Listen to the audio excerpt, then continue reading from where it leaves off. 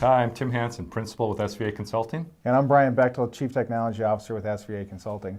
Hey, you know, one of the things the technology industry is really great at doing is just overcomplicating every topic that they can think of. And so what Tim and I are trying to do is actually just boil it down and have a simple conversation. Boy, you've got that right. The industry uses tools like webinars and white papers and PowerPoint presentations to extreme sometimes.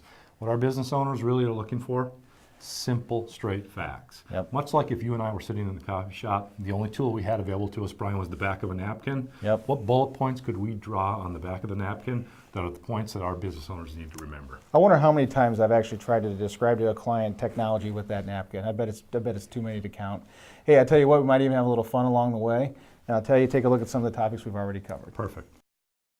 I mean, just take cloud computing in general, and I know that for most of our business owners, IT can be a little nebulous, but then we take a topic like cloud and we use a term like the cloud, right? Yeah. It's just out there. Yeah, absolutely. The reality is that, you know, it is confusing for people, but I really do think if we just sort of break it down into really logical components, we can kind of clarify it pretty quickly. So help me out on these. I know these are different ways of acquiring cloud services. Correct. Talk to me a little bit about the differences. So software as a service is just basically that. You decide you want some sort of software application to support your business. You go out and you buy it in a bundle. Key distinction, actually one of the most confusing topics that our clients face. Right. It's actually not cloud-based. Really?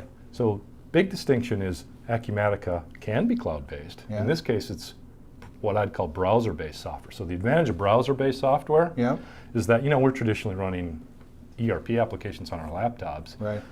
It's browser-based, so I can run it on anything that supports a browser. What are the objectives that are vital to the business, so that when we get into a decision about a system or systems, we make sure that they achieve what's vital to the business. And so your point is really have that in your everyday kind of thinking when you're looking at upgrading systems or you're looking at, you know, the price of change. Make sure you're looking at those business objectives overall and have it in your thought process. Yeah, and a key fundamental piece of developing a strategy is taking time as a business to agree on what those are.